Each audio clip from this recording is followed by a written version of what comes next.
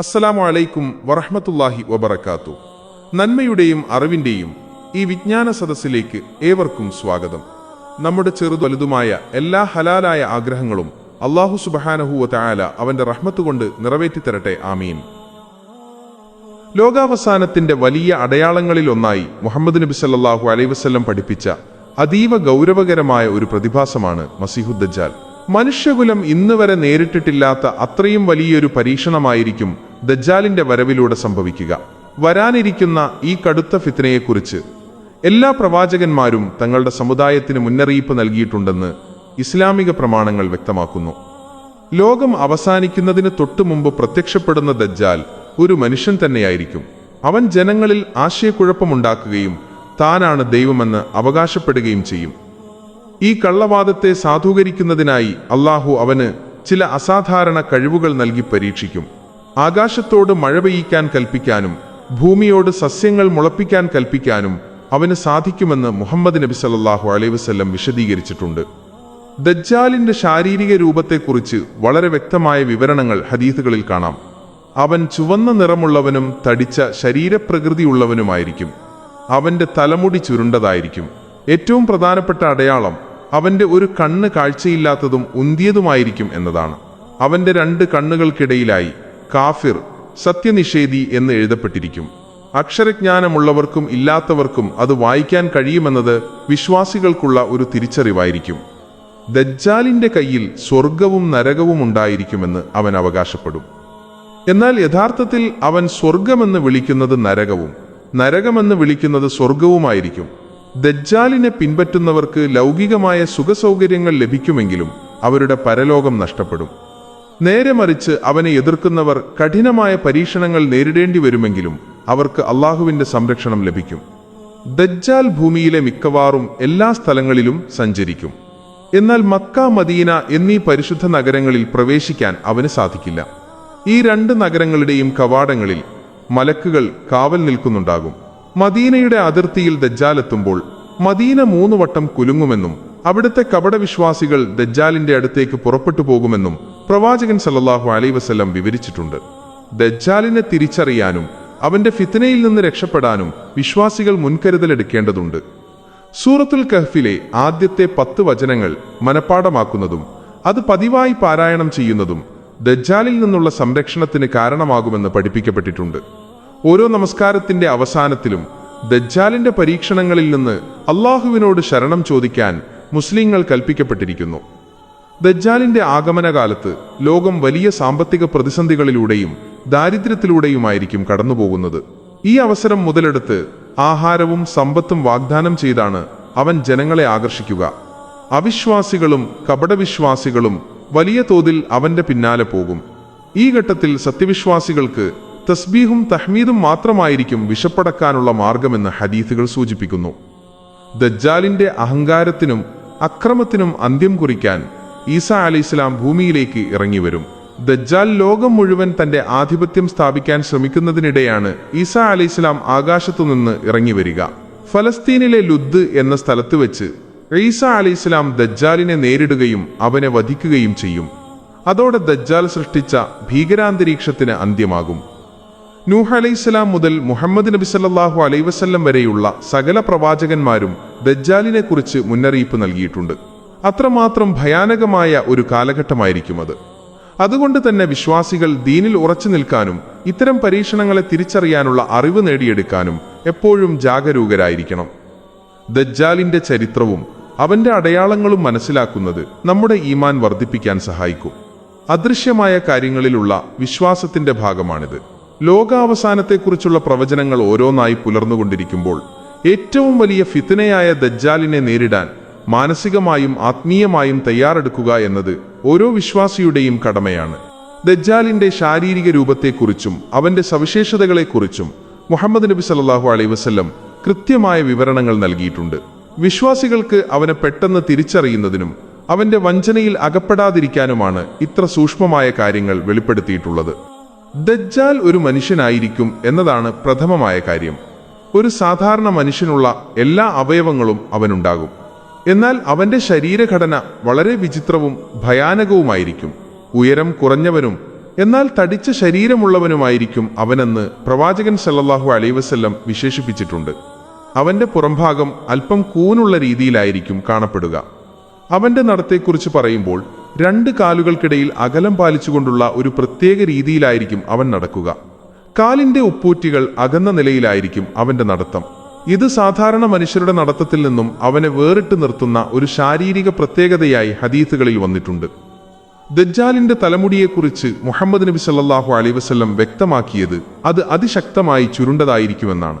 വെള്ളത്തിലിട്ടാൽ പൊങ്ങിക്കിടക്കുന്ന ഈന്തപ്പഴത്തിന്റെ ചില്ലകൾ പോലെ കനമുള്ളതും എന്നാൽ ചുരുളൻ സ്വഭാവമുള്ളതുമായ മുടിയായിരിക്കും അവൻ്റേത്. തലയുടെ ആകൃതിയും മുടിയുടെ ഘടനയും അവനൊരു ഭീകര രൂപം നൽകുന്നു. മുഖത്തിന്റെ ഘടനയിൽ ഏറ്റവും പ്രകടമായത് അവന്റെ കണ്ണുകളാണ്. ദജ്ജാലിന്റെ ഒരു കണ്ണ് കാഴ്ചയില്ലാത്തതും പുറത്തേക്ക് തള്ളി നിൽക്കുന്നതുമായിരിക്കും. ചീഞ്ഞ മുന്തിരിപ്പഴം പോലെ അല്ലെങ്കിൽ പൊങ്ങി നിൽക്കുന്ന ഒരു കുമിള പോലെ അത് കാണപ്പെടും. എന്നാൽ മറ്റൊരു കണ്ണിന് കാഴ്ചയുണ്ടാകുമെങ്കിലും അതിനൊരു മാംസകഷ്ണം മൂടിയതുപോലെയുള്ള തകരാറുണ്ടായിരിക്കും. ചുരുക്കത്തിൽ അവന്റെ 2 കണ്ണുകളും വൈകല്യമുള്ളവയായിരിക്കും. അവന്റെ നെറ്റിത്തടം വിസ്താരമുള്ളതായിരിക്കും. വിശ്വാസികൾക്ക് അവനെ തിരിച്ചറിയാനുള്ള ഏറ്റവും വലിയ അടയാളം നെറ്റിയിൽ രേഖപ്പെടുത്തിയിട്ടുണ്ടാകും.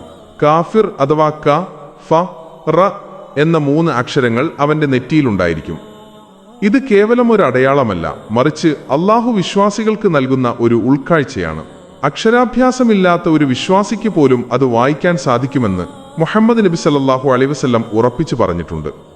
ദജ്ജാലിന്റെ നിറത്തെക്കുറിച്ച് പറയുമ്പോൾ അവൻ വെളുത്ത നിറമുള്ളവനോ അല്ലെങ്കിൽ അതിനോട് അടുത്ത ചുവന്ന നിറമുള്ളവനോ ആയിരിക്കുമെന്ന് ഗ്രന്ഥങ്ങളിൽ കാണാം.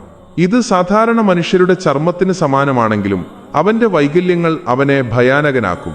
ചുവപ്പ് കലർന്ന വെളുപ്പ് നിറം അവന്റെ ശരീരത്തിന് ഒരു പ്രത്യേക ശ്രദ്ധ നൽകും. നെഞ്ചിന്റെ ഭാഗത്തെക്കുറിച്ച് പരാമർശിക്കുമ്പോൾ അത് വിസ്താരമുള്ളതായിരിക്കും. തടിച്ച ശരീരപ്രകൃതിയായതുകൊണ്ട് തന്നെ അവന്റെ നെഞ്ച് പുറത്തേക്ക് തള്ളി നിൽക്കുന്ന രീതിയിലായിരിക്കും ഉണ്ടാവുക. അവന്റെ ശാരീരിക കരുത്ത് മാരകമായിരിക്കും എന്ന് ഇതിൽ നിന്നും മനസ്സിലാക്കാം. താൻ ഒരു ദൈവമാണെന്ന് ജനങ്ങളെ വിശ്വസിപ്പിക്കാൻ ഈ ശാരീരിക വലുപ്പവും അവൻ ഉപയോഗിക്കും. അവന്റെ കഴുത്ത് തടിച്ചതും ബലമുള്ളതുമായിരിക്കും. ശരീരം തടിച്ചതായതുകൊണ്ട് തന്നെ കഴുത്തിന് നീളം കുറവായതുപോലെ അനുഭവപ്പെടും. അവന്റെ ഓരോ ചലനങ്ങളിലും ഒരു അഹങ്കാരിയുടെ ഭാവം പ്രകടമായിരിക്കും. ഇരുത്തത്തിലും എഴുന്നേൽക്കലിലും അവൻ കാട്ടുന്ന ഗാംഭീര്യം ആളുകളെ ഭയപ്പെടുത്തുന്നതോ അല്ലെങ്കിൽ ആകർഷിക്കുന്നതോ ആയിരിക്കും.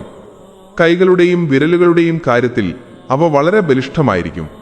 അസാധാരണമായ കാര്യങ്ങൾ ചെയ്തു കാണിക്കാൻ അവൻ തന്റെ കൈകൾ ഉപയോഗിക്കും. അവന്റെ വലത് കണ്ണിന്റെ കാഴ്ച പൂർണ്ണമായും നഷ്ടപ്പെട്ട അവസ്ഥയിലായിരിക്കുമെന്ന് പല നിവേദനങ്ങളിലും ആവർത്തിച്ചു വന്നിട്ടുണ്ട്. ഈ വൈകല്യം അവൻ ഒരു ദൈവമല്ല എന്നതിൻ്റെ വലിയൊരു തെളിവായി വിശ്വാസികൾ കാണേണ്ടതുണ്ട്. അവന്റെ ശരീരഭാരവും തടിച്ച പ്രകൃതിയും കാരണം അവൻ ഇരിക്കുമ്പോൾ കൂടുതൽ സ്ഥലം അപഹരിക്കുന്ന രൂപത്തിലായിരിക്കും. അവന്റെ നടത്തം പോലെ തന്നെ ഇരിക്കുന്ന രീതിയും അസ്വാഭാവികമായിരിക്കാൻ സാധ്യതയുണ്ട്. ദുരഹത നിറഞ്ഞ ഒരു വ്യക്തിത്വമായിരിക്കും അവന്റെ ഓരോ ചലനവും. അവൻ ഉറങ്ങുമ്പോഴും അവന്റെ കണ്ണുകൾ പൂർണ്ണമായും അടയുകയില്ലെന്ന് ചില സൂചനകളുണ്ട്. അവന്റെ കണ്ണുറങ്ങിയാലും മനസ്സുണർന്നിരിക്കും എന്ന് പറയപ്പെടുന്നു. ഇത് താൻ സർവജ്ഞാനിയാണെന്ന് വരുത്തി തീർക്കാൻ അവൻ നടത്തുന്ന ഒരു ശ്രമത്തിന്റെ ഭാഗമായിരിക്കാം. അവന്റെ ശരീരം രോമങ്ങളാൽ നിറഞ്ഞതായിരിക്കും. കനത്ത മുടിയും തടിച്ച ശരീരവും രോമങ്ങളും ചേർന്ന് അവനെ ഒരു വന്യരൂപിയാക്കി മാറ്റുന്നു. ഇത് അവനെ കാണുന്നവരിൽ ഭയവും അത്ഭുതവും ഒരുപോലെ ഉളവാക്കും. അവൻ സംസാരിക്കുമ്പോൾ അത് വളരെ ഗൗരവമുള്ളതും അധികാരസ്വരത്തിലുള്ളതുമായിരിക്കും. ജനങ്ങളെ കബളിപ്പിക്കാൻ അവൻ തന്റെ സംസാരശേഷി ഉപയോഗിക്കും. വശ്യമായ വാക്കുകൾ കൊണ്ട് ആളുകളുടെ മനസ്സ് കീഴടക്കാൻ അവന് സാധിക്കുമെന്ന് മുഹമ്മദ് നബി സല്ലല്ലാഹു അലൈഹി വസല്ലം താക്കീത് നൽകിയിട്ടുണ്ട്. ദജ്ജാൽ ഒരു വന്ധ്യനായിരിക്കും എന്നതാണ് മറ്റൊരു പ്രധാന പ്രത്യേകത. അവന് സന്താനങ്ങൾ ഉണ്ടാവുകയില്ല. ഇതും അവൻ ഒരു ദൈവമല്ല എന്നതിന്റെ ലക്ഷണമായി മുസ്ലിം പണ്ഡിതന്മാർ ചൂണ്ടിക്കാണിക്കുന്നു.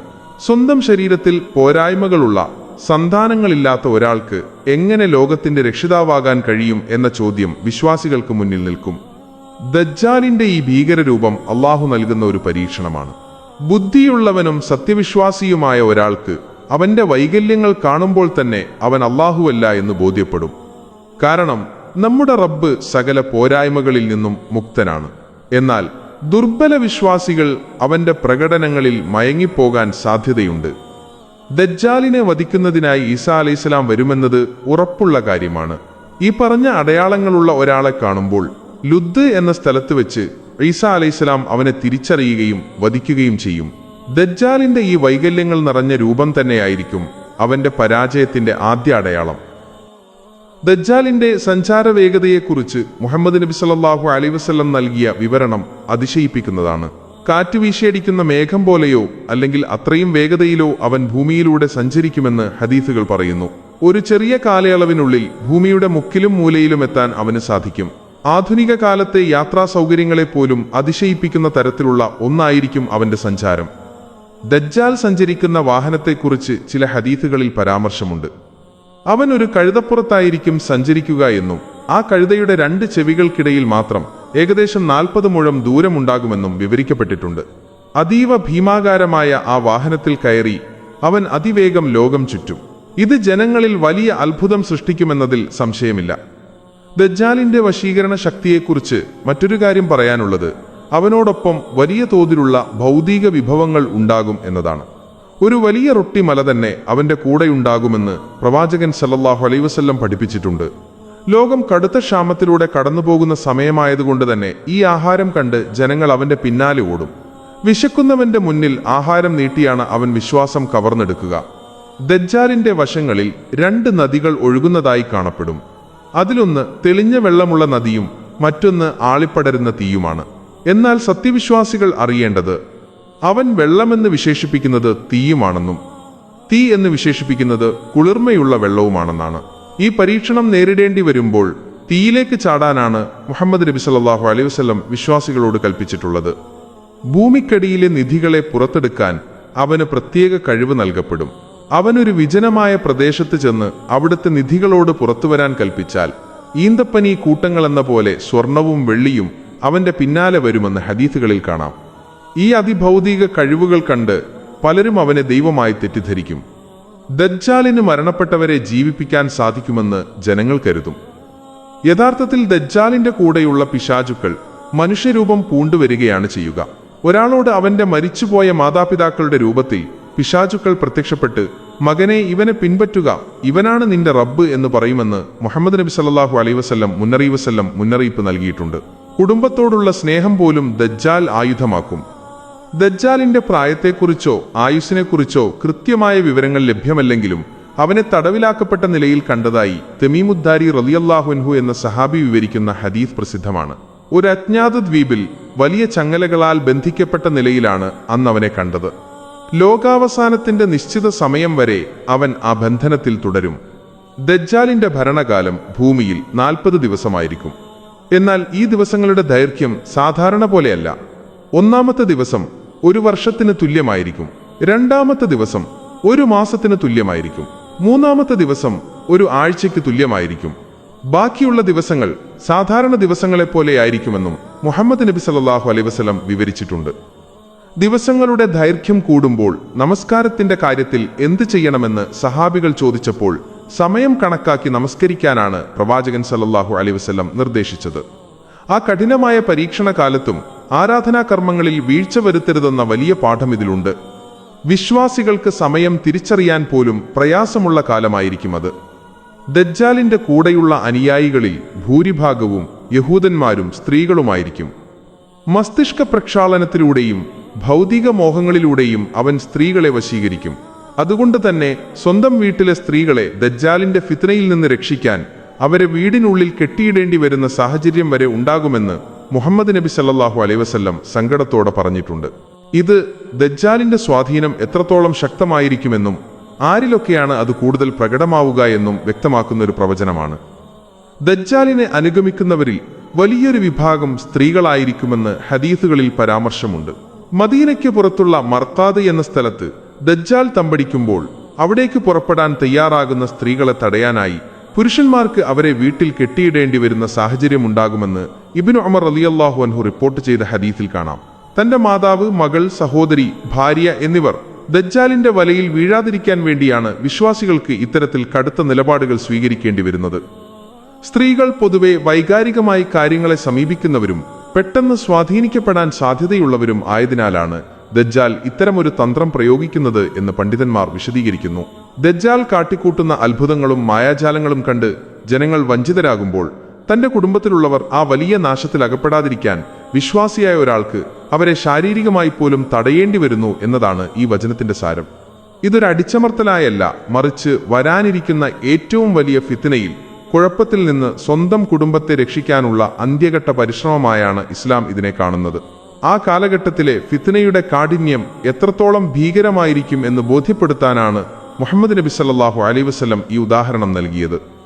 ദജ്ജാലിന്റെ വരവിനു മുന്നോടിയായി 3 വർഷം കടുത്ത വരൾച്ചയുണ്ടാകും. 1-ാം വർഷം മഴയുടെ 1/3, 2-ാം വർഷം മഴയുടെ പകുതിയിലധികവും തടയപ്പെടും. 3-ാം വർഷം ഒരു തുള്ളി മഴ പോലും പെയ്യാത്ത അവസ്ഥ വരുമെന്ന് പ്രവാചകൻ സല്ലല്ലാഹു അലൈഹി വസല്ലം വിവരിച്ചിട്ടുണ്ട്. ആഹാരത്തിനു വേണ്ടി ജനങ്ങൾ അലയുന്ന ആ ഘട്ടത്തിലാണ് ദജ്ജാൽ തന്റെ വിഭവങ്ങളുമായി രംഗപ്രവേശം ചെയ്യുക.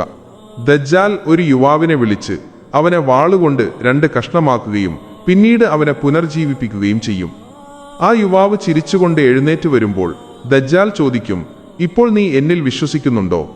എന്നാൽ ആ സത്യവിശ്വാസി പറയും, നീ ദജ്ജാലാണെന്ന് എനിക്കിപ്പോൾ കൂടുതൽ ഉറപ്പായി. ആ യുവാവിനെ പിന്നീട് ഉപദ്രവിക്കാൻ ദജ്ജാലിന് സാധിക്കില്ല. ദജ്ജാലിനെ നേരിടാൻ വിശ്വാസികൾ സൈനികമായും തയ്യാറെടുക്കും.